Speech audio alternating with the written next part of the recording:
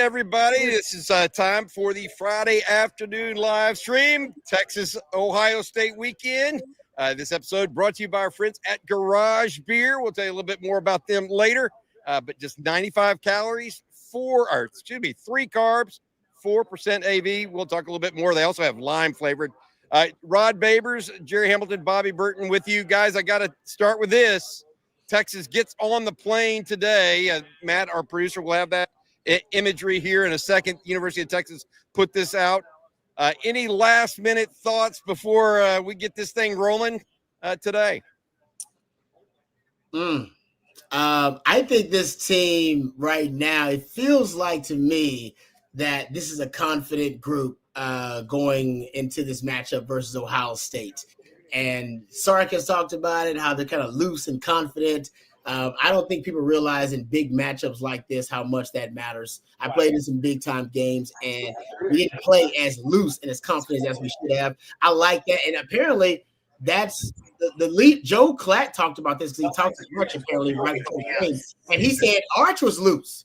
Like that Arch was – that he wasn't nervous. He said usually young quarterbacks are nervous before big games, and he did not get that impression from Arch. So I like the fact that it feels like the guys are going to be loose and confident going into this big matchup. Probably the biggest season opener in college football history is what we're talking about here, guys. And the biggest weekend, period, right? I mean, like for all these games. Look, I think this game's pretty much a toss-up. I mean, my prediction's out there. We'll say it later. I mean, look, if you're on the Texas side, you're probably liking Texas close. If you're on the Ohio State side, you're probably liking Ohio State close. I think this game's pretty much a toss-up, and all the talk now comes down to execution and who's going to execute the best and who's going to win the line of scrimmage. Ryan Day, and I've said it since he said it on his press conference Tuesday, he's left no doubt where they're headed in this game. They want to win the line of scrimmage. They want to run the ball and stop the run. He feels like if they do those things, they're going to win the football game, period. And he said if we don't, we're going to lose. I mean, so Ryan Day pretty much put it out there. So if that's what he said in front of the media, you know what he's saying to his team after every practice or before every practice. If they come into our house and are more physical than us, they're going to win the football game. He's challenging his team every single day to be the most physical team on the field. And I think Sark, what we've heard is the fall camp's been the most physical of all. See who's nicked up at the end for both of these teams that nobody, maybe talks about, but who's not playing less than 100%. But Sark's going the same direction. He knows they have to win the battle from a physical standpoint to win the game. It's simple starting there. Then you get into what happens during the game. Yep. You're going to be leaving us here. You're going to be leaving us here for a minute to go on Feinbaum. CJ Vogel will join us. Hey, we understand you have obligations, man. We're getting big timed a little bit, but I'm happy you're doing that. CJ Vogel will be alongside us here in a minute. He just picked up his credentials at the stadium and is headed over here to Grasso's. I wish you could see the crowd. How about I do this? Texas! Texas!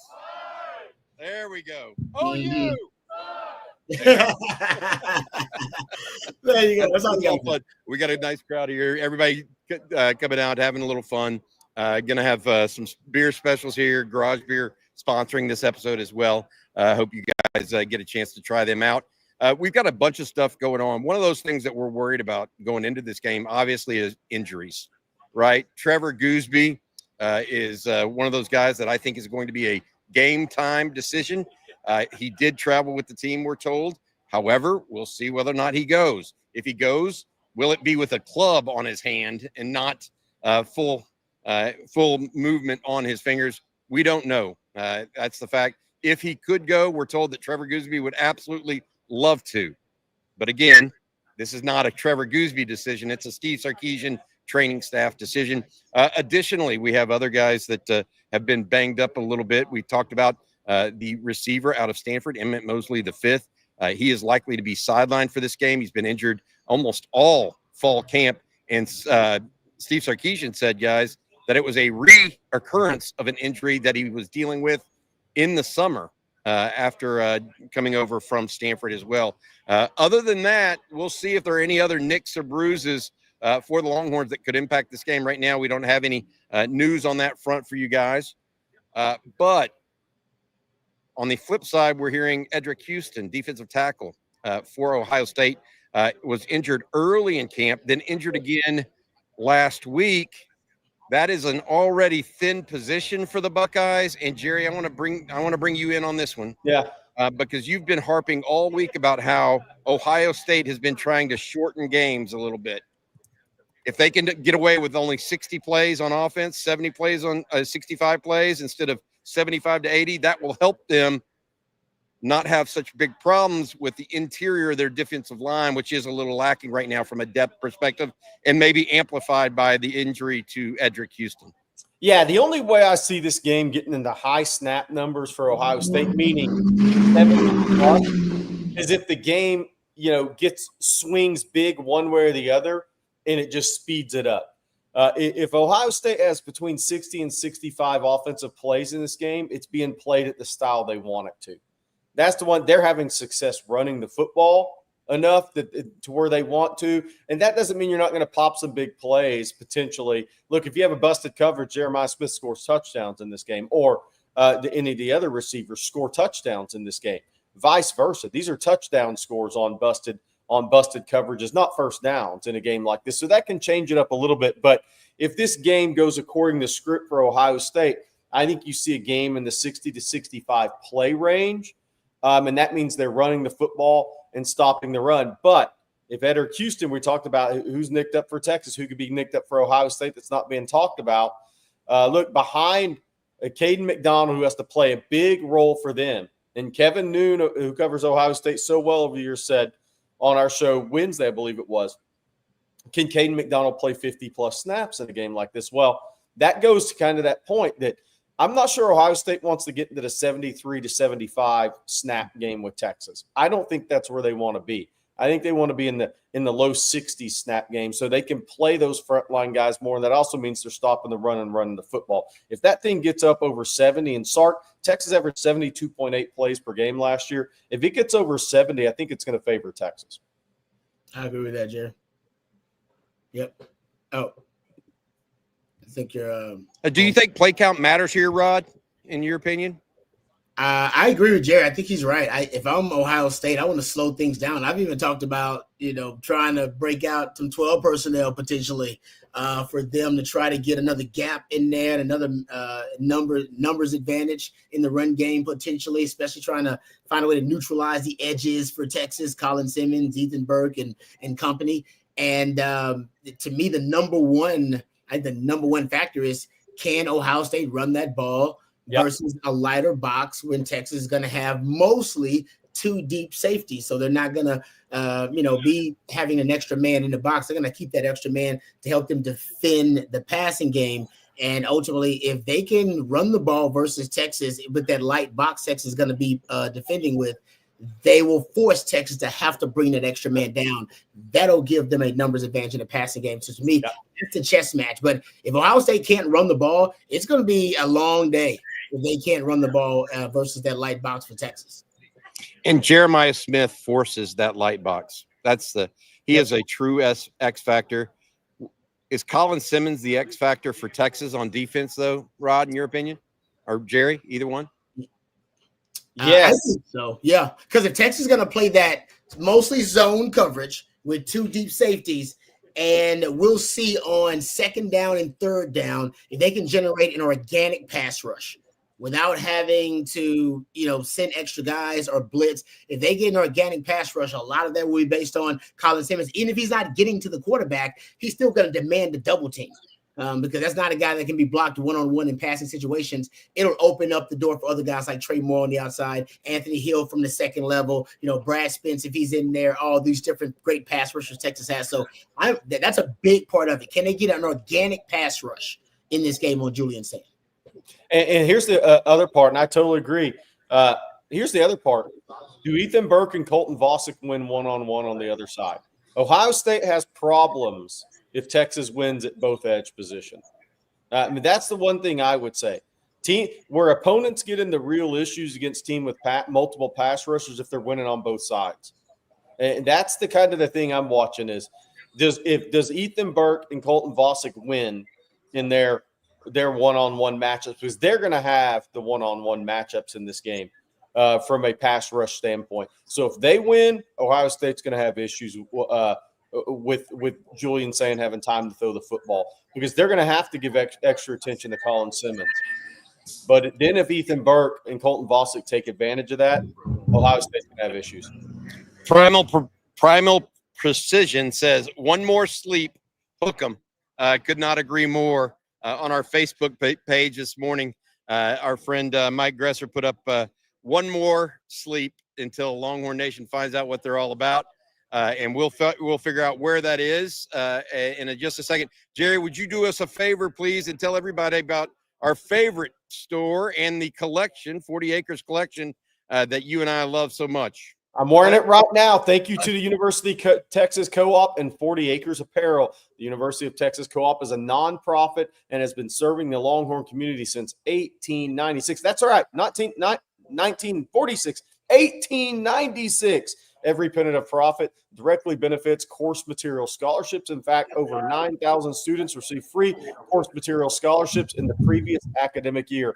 40 Acres Apparel was born inside DKR, designed and built exclusively for the University of Texas and Longhorn Nation. Go down to the University of Texas Co-op or go to universityoftexascoop.com and get geared up with 40 Acres Apparel. Great designs, fashionable, high quality, SPF 50, moisture wicking, unbelievable collars. It's just a super good product. Looks great, feels great. Sounds like Deion Sanders. Looks great, feels great. 40 Acres is also proud to sponsor the course material scholarships for UT students. Love it.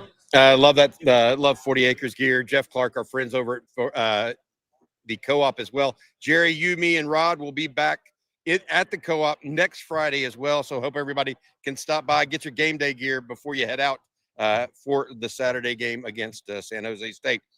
Jerry, you and I have talked a lot, taken a lot of questions this week about a number of different topics. Let's go back and talk a little bit about that and also look through the chats a little bit. This is from Jesse Germany. He goes, Gresso's is packed. Great combos and great drinks are flowing. Ready for tomorrow. Thanks to OTF for the event. Hook 'em. Jesse, wherever you are, thank you very much. Thank you, Jesse Germany. As well. This one coming in from Miracle Martinez. I believe 21-3. Ooh. Texas fight, DBU. If it's 21-3, I mean, that's going to be a shocker. That's going to be a shocker. The talk coming out of a 21-3 game would be, is this the Texas best Texas defense of all time?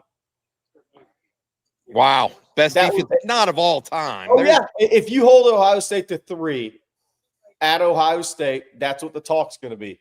Ooh. That's what all the questions are going to be. It's not going to happen. Sorry, Miracle. Okay, yeah, it may not. If Texas walked out of the horseshoe giving up 3 points, that's what the discussion would be. Ashley says, "I'm not nervous. Are you nervous?" Good point, Ashley. Love it. Jerry, you, me, and Rod are going to get together for tomorrow morning's Saturday conversation. We're going to talk about the other games on Saturday outside of just Texas, but focus a lot on Texas in that conversation. But we are not going to be able to talk about this one, so let's do that now. Jerry, Bobby, Rod, you have Auburn or Baylor. The Tigers go to Baylor, and I believe that game's tonight. So it'll be interesting to see. I'm going to tell you what, I'm going to go Baylor here, and I think it's going to be their veteran quarterback as well as a good end to the 2024 season. I think they're riding a little high, and I hesitate to tell you, I just don't think that Hugh Freeze has got Auburn headed in the right direction over on the Plains. What do you take, Jerry? I'm taking Baylor. I'm going to go with Auburn on the talent in this game because I think that Matt Miller had of ESPN had a tweet earlier today, and I posted on TexasFootball.com. 4 of his top 5 best draft picks, NFL prospects, playing tonight are on the Auburn's team. And it's the edge in football. It's their offensive tackle, the transfer, another offensive lineman, Singleton, the wide receiver. Auburn has a more talent than Baylor. But again, we're going to know really quick where Auburn's headed. If Jackson Arnold is not an improved player this year, then Auburn's going to, Hugh Freeze will be forced to go to his 5-star quarterback to try to save his gig. If Arnold's an improved player in year 2 of college football, I think they'll beat Baylor. Too much talent for Auburn. All right, I'm going with Baylor. I heard what you said, but people saying Jackson Arnold, I don't think it's necessarily just about Jackson Arnold. I think it may be a little bit of the culture issue at Auburn too. Freelance Society, do you think Malik will travel wherever Jeremiah Smith lines up? What travel means for people that aren't football astute per se is the cornerback goes with the wide receiver no matter which side of the scrimmage or which side of the line he goes with. Hook 'em Awards, guys. How y'all doing? And so that's a fair question. Freelance Society also says going to watch Wimberley Texans play Canyon Lake tonight. That's a good little Central Texas matchup. What do you think, Jerry? I think they probably do travel in this situation, don't you? I think at times for sure they will. I also think it's going to be what does Ohio State do early in this game to try to get Jeremiah Smith the ball, and does that put Texas in a position they don't want to be in from a coverage standpoint? But I do think you'll see Muhammad travel with him at times. I do. By the way, somebody asked about the Georgia Tech Colorado game tonight. I definitely like Georgia Tech. Ashley asked. I definitely like Georgia Tech in that game. I think the Haynes King, the running back's really good. I think they're going to kind of do what they do and grind out a physical win on the road in Boulder. Now, altitude always plays a factor in those games. We'll see if it hurts Georgia Tech, but I think Georgia Tech's is gonna beat Colorado. Could beat them handily. Gotcha. Good stuff. This one from Kerry Humphrey. This beer's on me. Let's go Horns, Bobby. This actually is from Gressos. They were kind enough to. They said the first one was free for me, so I'm one free. We'll see where I go from here on. But thank you, Kerry, for participating. We really appreciate this. All right, this is a good question, Nathan. Who do you guys think Corso goes with for the final headset? Does he have to go Buckeyes? This one's easy. He's going to Ohio State. He's going to leave it the way he started it. You think so? Because his first one was Ohio State? Yeah. So even if he thinks it's going to be Texas, he's just there for the entertainment, isn't he? Yeah, that's right. Yeah. I think that, ESPN has done a lot of things that we could all agree or disagree with, right? I mean, I think it's a very polarizing network at times for some people, but I think that one of the things they've done right over time is treat Lee Corso the way someone that has some issues like he's had with appropriate respect. You can say what you want, but they've definitely treated him with respect, and I like that a lot about him. Wish Lee Corso nothing but the best in his retirement as well. All right, Jerry, we have looked at this. Jerry, I saw a headline of Catholics versus convicts, and I thought you would like that. What are your thoughts on Notre Dame versus Miami? Yeah, so Catholics versus that. By the way, that's a great 30 for 30. If you guys haven't seen the Catholics versus convicts, that's an amazing 30 for 30. Look, I like Notre Dame to win that game physically, out physical Miami. The thing with Cam Ward last year was he turned off scheduled plays into touchdowns, not just first downs, but big plays and touchdowns. I think he bailed out a bad defense last year about as well as a quarterback could. And are they going to be able to get that this year? I think the answer is no. And I'm not saying that the transfer kid won't have a good year from Georgia. I don't know why I can never remember his name anymore. But he's not going to be able to make the same plays that were game changing when protection breaks down. And protection's going to break down against Notre Dame. We've got about 30 more minutes here left to go. Rod Babers had to leave to go do a segment on Paul Feinbaum. I mean, Rod, you're leaving us here, buddy. You're leaving us hanging. I don't know what to say about you. This is a good one, though. Victor Santiago, who will be our red zone running back tomorrow. Jerry, you and I have both heard these things. Trey Wisner has been running with the first team the entire camp. Yeah. Cedric Baxter has been getting a lot of work in the red zone. In fact, it's his work in the red zone during the very first scrimmage of fall camp that made Steve Sarkisian rethink his attitude towards Baxter and when he might be due back. Baxter, by the way, apparently ran over a safety and fell into the end zone on one play, and that's the kind of tough, heavy yardage you need in a matchup like Ohio State, one that Texas just didn't have a year ago. And I would also add, we do expect to see a good dose at some level, maybe 5-7 carries at least, as well as some targets out of the backfield of redshirt freshman Christian Clark tomorrow as well. But red zone running back from 5 yards in, I think it might be a little bit of a Cedric Baxter time. 20 yards and out, it's a little bit different. I think it's C.J. Baxter 1 and Christian Clark 2, actually, in the goal line situations, short yardage. I think it's C.J. Baxter 1 and Christian Clark 2 in those scenarios. Look what the cat drug in. C.J. Vogel here with us now. We made it.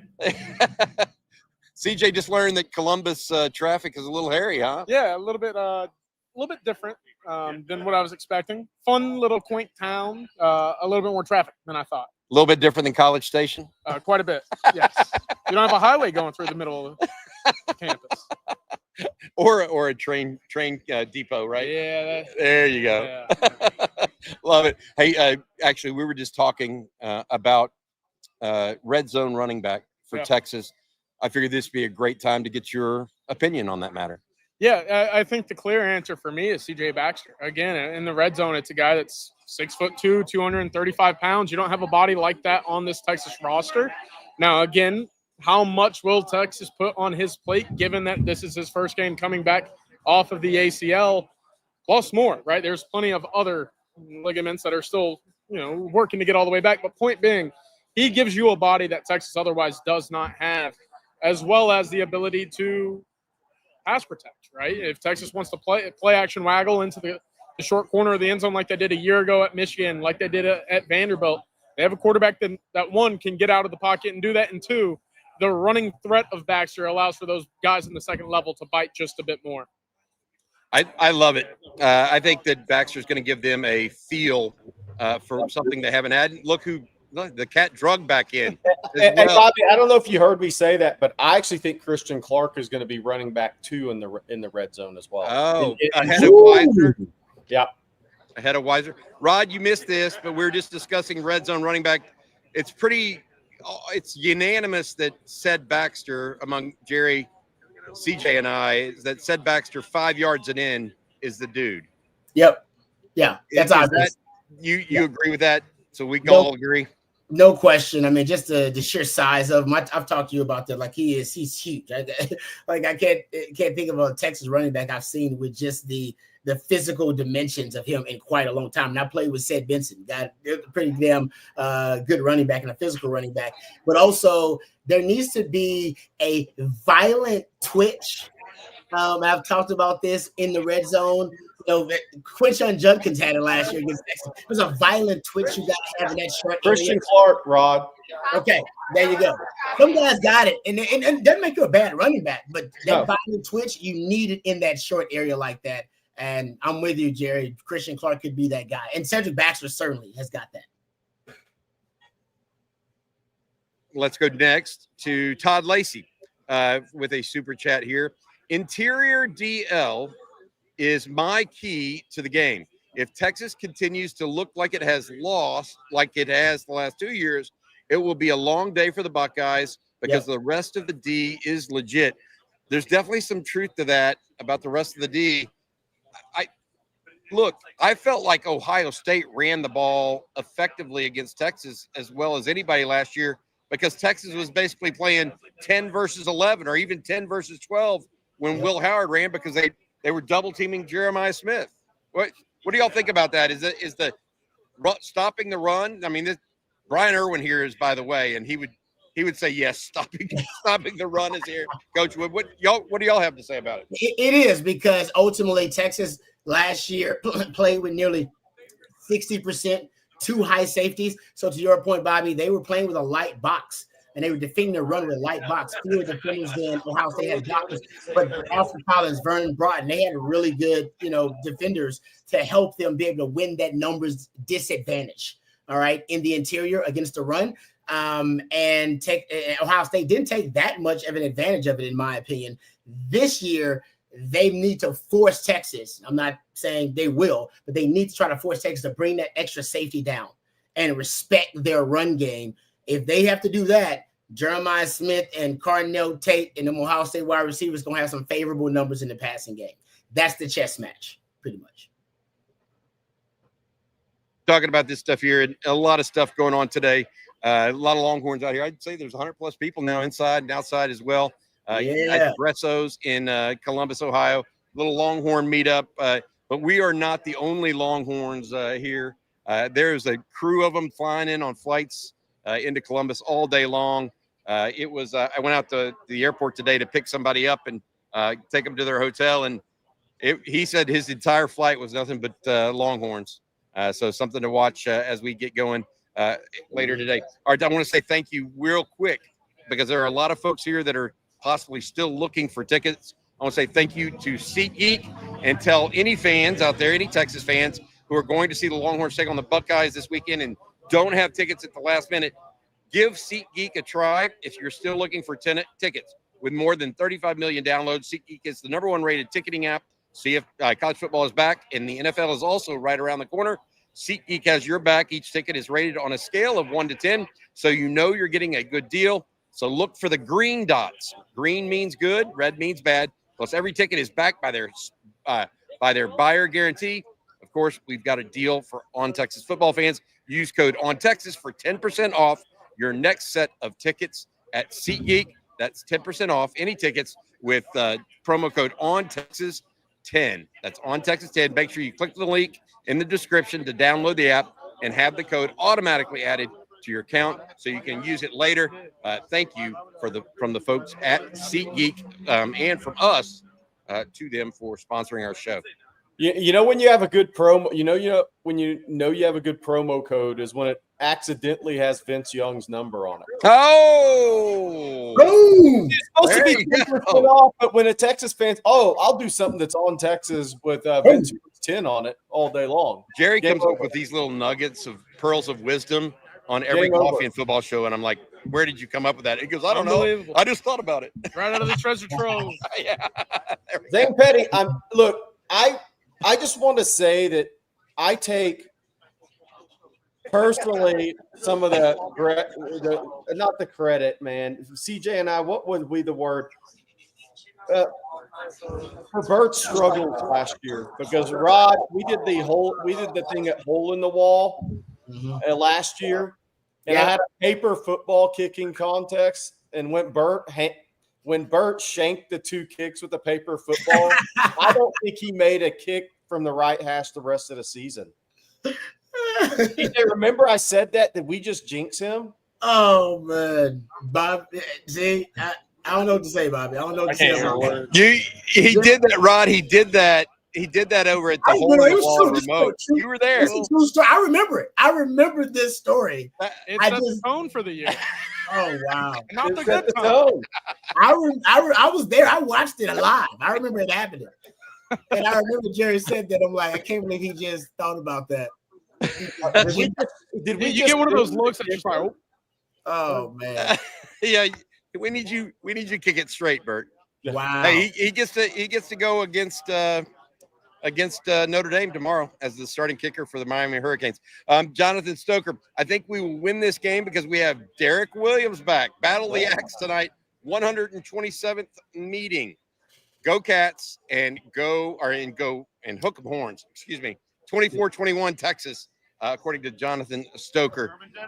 There's Sherman Dennison. Is that the game for the Cats? The 127th. There we go. give me the Rich jackets. Thompson. I had a question for you on this though. This is a legit question. What is the impact of Derek Williams' return to this Texas lineup?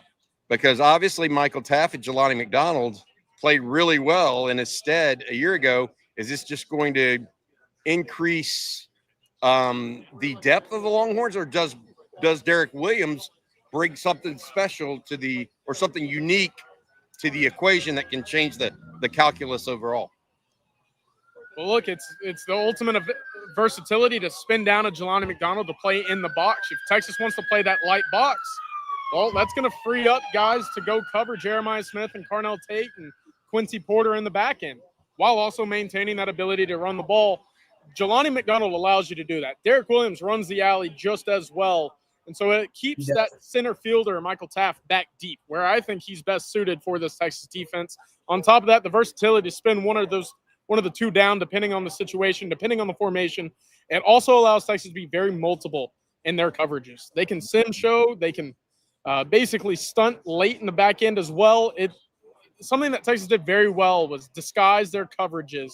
And they did so with a bevy of defensive backs on the field at a time. Having Derek Williams, Jelani McDonald, and Michael Taft all on the field together allows them to do just that. Yeah. It's actually one of those. I'm a little interested to see what they do in the secondary. We still don't know who's that fifth starter in the secondary. Like we think y'all feel free. Good. Y'all feel free. We're leaning to Grayson Littleton at star potential. That's what I'm saying. We don't know, Jerry. They could go like three different ways, right? Yeah. Would you start a freshman versus Ohio State's wide receiving room?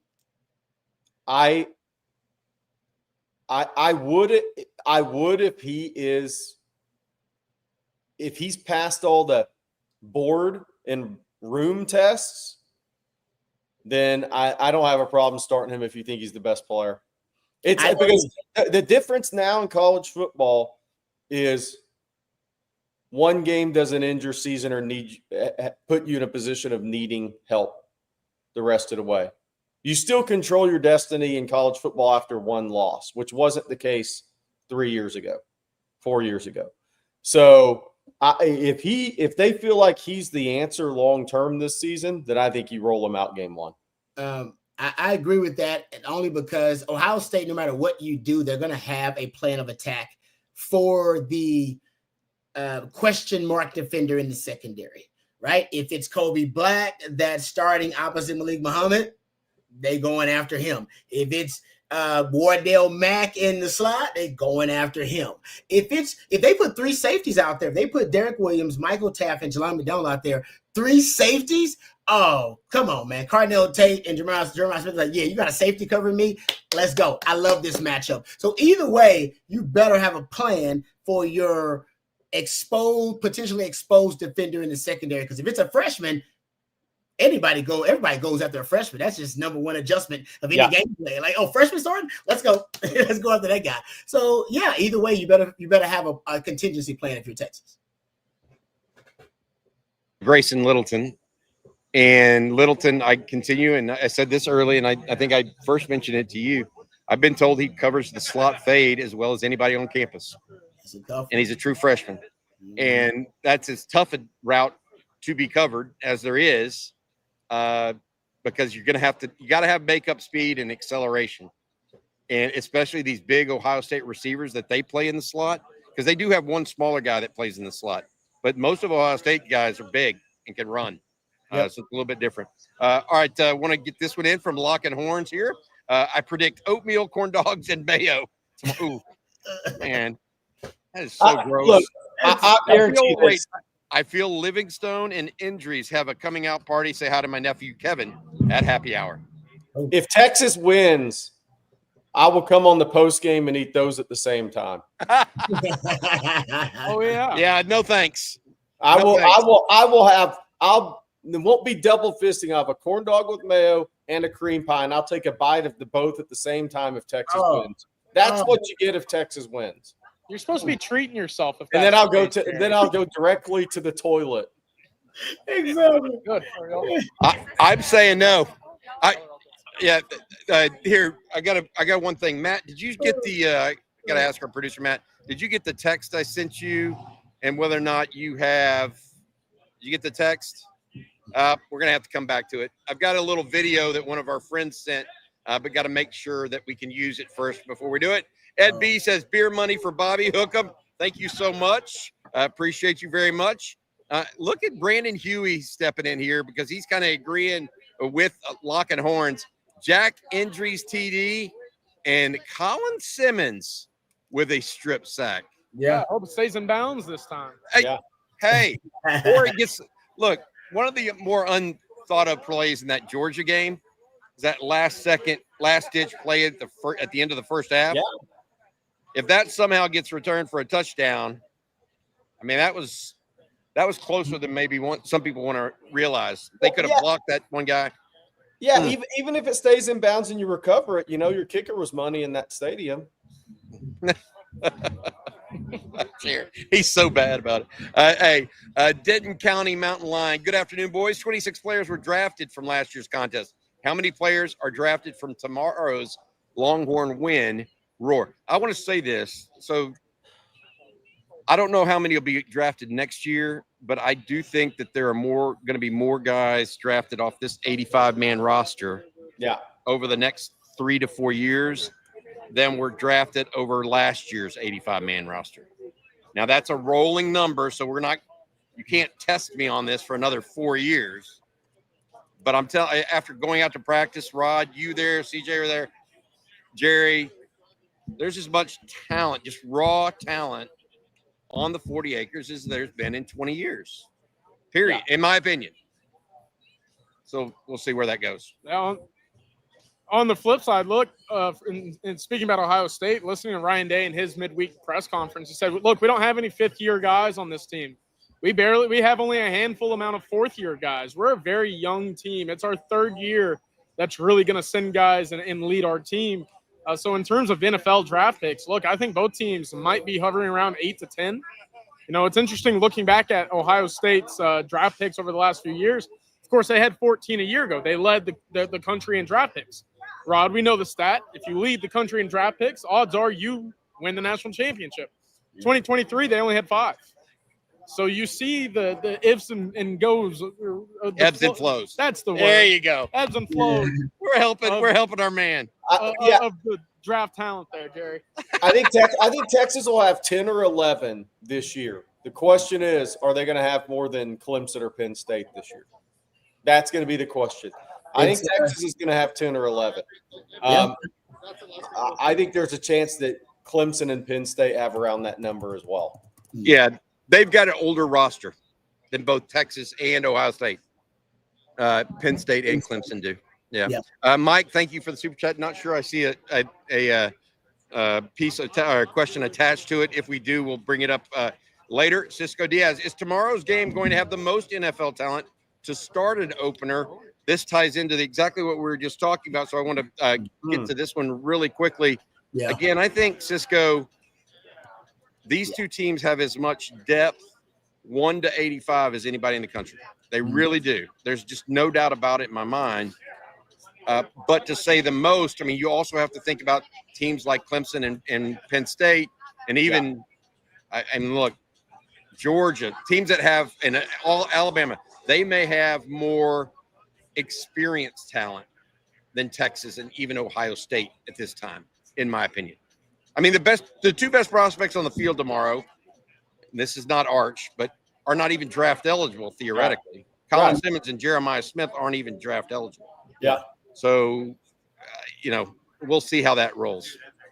Wait a minute here. Yes. Beer money for CJ. Can somebody please get CJ a beer? Cocktail. There we go. That would be good. Y'all take care. Have a good night. Hey, CJ, as it turns out, your mom had a super chat this morning, but that's not what hers said. That was not what I did not say beer money for CJ. Mama's not going to say that's weird. She knows my Venmo. Mark Zules, if we get a question in there, we'll make sure you hit that for you. Justin Yarbrough, one more sleep, fellas. Ready for kickoff. Most excited to watch Baxter get some touches tomorrow. Yeah. Is there a better offseason story than Cedric Baxter at this point? What do y'all think? No, not one that's going to be more impactful to the success of Texas, because if he's ahead of schedule, you need more diversity and variety in your run game. I mean, go look at the losses last year for Texas. Go look at the big games for Texas. For the most part, I know they came up versus Clemson and A&M, but your run game let you down versus Georgia twice, let you down versus Ohio State. And I think ultimately it's because you didn't have enough concepts that you could execute at a high level other than the outside zone. With a guy like Cedric Baxter, downhill gap power schemes, when you can get going downhill on teams, your counters, your powers, some of that stuff. I think that's what he runs really well. And I think you can see Texas lean on more of that when he's healthy, in addition to Trey Wisner and the other backs and Christian Clark and those guys being able to run all the concepts. So I think last year you got kind of pigeonholed. You were typecast. You were great at outside zone, but that was the only thing you were great at. And you were typecast. That's the only thing you could do. You were Jason Statham. You can only be in action movies. You know what I mean? You can only use one type of character in the run game. So that's going to be my question for Coach Irwin right out of the gate. Boom. Coach Irwin, we've heard that we think Texas is going to have more gap and power schemes within their run game. What kind of your thoughts on that, and what would be the impact of that? Texas, yeah, I'll say it out to you. Texas having more gap schemes and power schemes in their run game this year compared to a year ago, and what does that mean theoretically for a guy like Cedric Baxter? I think the ability to hit it downhill in the gap schemes, hit the A gap, hit the B gap, just hit the ball, hit the thing running downhill is much easier in the gap schemes. And I think earlier in the season, blocking it up, the gap schemes are easier to block up because in the zone schemes, it just takes so much time to be cohesive and combo blocking the down lineman up to the linebacker. It just takes time. So the gap schemes are much easier to block up. All right, here we go. This one from Woodcrest, guys.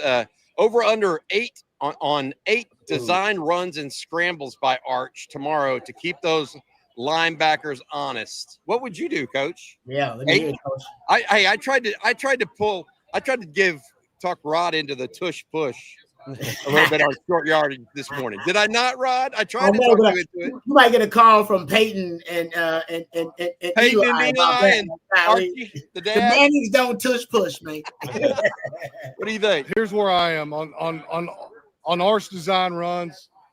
Rod, you know as well. I mean, it comes down to situations, down and distance, and red zone. That when we run Arch, it needs to be a third down is short, fourth down is short, critical situation, or we get the ball inside the red zone or the black zone inside the 10-yard line. I think situationally is what it's going to depend on. First and 10, I'm not running Arch on the design run play. Second 5, I'm not running Arch.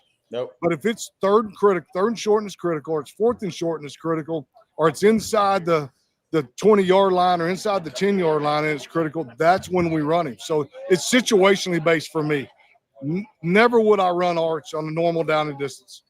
Hey, Coach, let me ask you this. What would your advice be to him about scrambling as a quarterback? What advice did you give him as a coach? Rod, I'm having a hard time hearing you. What advice would you give Arch about scrambling as a What advice would you give Arch? Situation? Hey, run fast, baby. You know, pick them up, set them down, give it to them, and take it away. And then when you can, you got to slide. You got to get out of bounds. Anytime you get the opportunity. If it's third and short, if it's fourth and short, drop the shoulder pads. Mm-hmm. But if it's a scramble, if it's an off-schedule play, get what you can get. Slide into second base or get out of bounds. Don't take the shot. Love it. Sounds like a coach to me, guys. Yep. What do y'all think? I think sounds like a good one. This one from Mike here. Thoughts on Texas putting Manny Muhammad covering the opposing wide receiver 2, Carnell Tate, and doing that on an island, and then doubling wide receiver J.J. Smith with either Jalen Gilbo or Kobe Black and a safety over the top. Could Pete Kwiatkowski roll that out to stop the OSU wide receivers? Rod, I want you and Coach to talk a little bit about this because it's whoa, yeah, here, nice. That's from our good buddy Jason Watts. This is inside Egresso's over here. That's behind us right now. A bunch of Longhorn fans, and then that is I believe a Southwest Airlines flight from Austin headed to Columbus. Looks like some turbulence. Yeah. In both places, right? Exactly. Hey, but in all honesty, Rod and Brian, I wanted to ask you guys about this. PK has been known to be versatile and run different types of schemes and kind of do some match stuff. What do y'all think that he rolls out tomorrow? What do you think, Rod? You're a coach. Personally, if Jeremiah Smith's in the slot, we've got to have somebody underneath him, and we got to have somebody over the top of him. We want to bracket him as much as we can. Somebody underneath, somebody over the top, soften up the coverage. And I know that dictates what we can do pressure wise, and it really does, because you got to control that guy. I don't think we want to put ourselves in position where they can beat us one-on-one with Jeremiah Smith. If he's in the slot, I'm in a cover 2, I'm in the cover 4, safety over the top, linebacker underneath. If he's out wide, I may be in a cover 3 with a corner deep, but I'm gonna have somebody over the top of him at all times, and limit big time how many times we get put in a one-on-one situation with him. Yep. And coach is right. I mean, they played 2 deep safeties probably close to 60% of the time last season in that matchup, just to keep a top over the defense. And the defense did a good job of playing like sticky coverage on them. Texas plays mostly zone coverage. I don't see them playing a ton of man coverage. They play match principles, usually zone match principles. So guys who are in their zone, they'll match up with them. And if they want to kind of go with what Mike is talking about, I think it would challenge the structural integrity of the defense a little bit too much to have to change the entire infrastructure of the defense just to make sure Manny Muhammad's on wide receiver 2. He'd have to shadow and follow a guy. That's not really what PK does really either. We haven't seen much of that. So I think ultimately you'll get them still playing, their sides of the field. And you'll get them playing with a lot of 2 high shell coverages to keep a shell coverage and a top over the defense at all times. I agree. All right, we got a couple more super chats. Then we're going to get into the prediction portion of this show. Before we get to the super chats, though, Rob, would you do us a favor and tell us about our friends that you need to know who's on your roof now? Tell us about them. Thank you very much, Bobby. And thank you to our friends at Hardgrove Roofing for sponsoring our Friday live stream. They got offices all over Texas, Louisiana, and Arkansas, but they are the most pro burnt orange roofing company out there. They have lots of great partnerships, even one with my former teammate, lifetime Longhorn Stevie Lee, who comes on Texas football and on the winning drive on Mondays, courtesy of Hardgrove Roofing. If you have any issues with your roof, maybe it's been a while since you've had a roof inspection, maybe you're thinking about getting a new roof, maybe it's been severe weather in your area and you're worried about your roof, don't try to do it yourself. Leave it to the professionals at Hardgrove Roofing. Check out Hardgrove Roofing at hardgroveroofing.com, or you can reach out to them at 512-645-3202. Know who's on your roof with our friends at hardgroveroofing.com.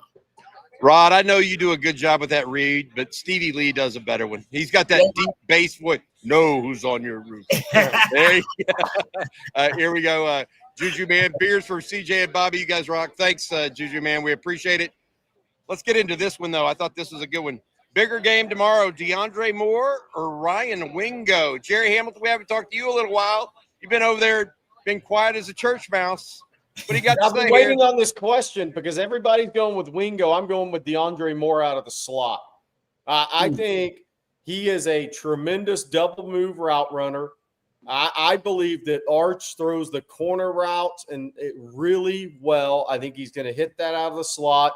I think DeAndre Moore is sneaky, really, really good football player. I think he's going to find – he always finds ways to get open. I think Wingo could see more bracketed coverage if there is bracketed coverage from Ohio State. And I think Sark's going to, especially within his script, is going to be looking at DeAndre Moore heavily against this Ohio State secondary.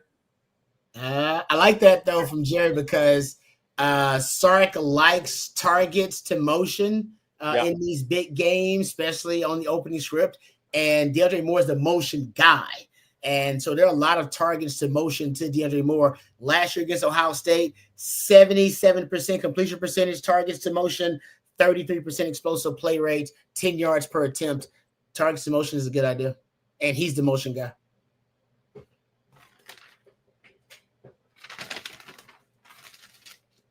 Oh, I think you're muted. You're muted, Bobby. You're muted, Bobby. My mic. Oh, there it is. Hey, Give me a break here. Give me a break. I see Wow. Matthew, our producer, is frustrated with me in the background, by the way, guys. I just want y'all to know that. We love you, Matt. I'm not trying to do it on purpose. I promise. All right. It's time to go over our predictions. We had quite a few people on this week talking about their predictions for this football game. Brian Irwin, you were one of those guys, as well as a number of different folks. Let's look it out. Now, I count 13 people that voted and put these predictions out. I see one person on the wrong side of the ledger. Yeah. Matt wasn't real happy about that one either for me. Time to mute you again. Oh, I didn't. Look at this. I had 28-24. Jerry, Wow. you were 24-20. Rod, Yeah. 27-23. CJ, 23-17. Jeff Howe, 24-17. Blake Monroe, 19-16. Coach Shipley, 31-28. Amanda, 24-13. She's done a great job on those two live streams. Marcus Myers, he'll be here at the Gressos here in a little bit, 27-17. Coach Irwin, you had 24-17. That looks really familiar. 27-10 for Stevie Lee, 27-20 for Tony Hills, and Will Matthews, 20-13. What do y'all make of all that? I mean, because I think 3 people of this group took the over, so that's 10 that took the under, if I'm not mistaken. My biggest Is that takeaway, like an unwritten thing of this? My biggest takeaway is the one thing I believe is you're going to have to score 3 touchdowns to win this game. And that doesn't mean it's got to be drive to field, 10-play, 80-yard drives, but you have to score 3 touchdowns to win this game.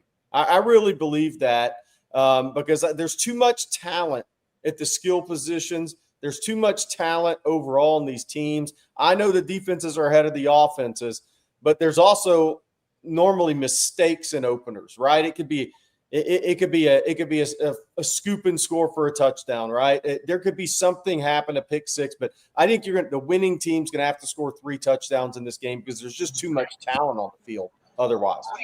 Yeah. Rod, what do you think of this? What do you think of this group of predictions as a whole?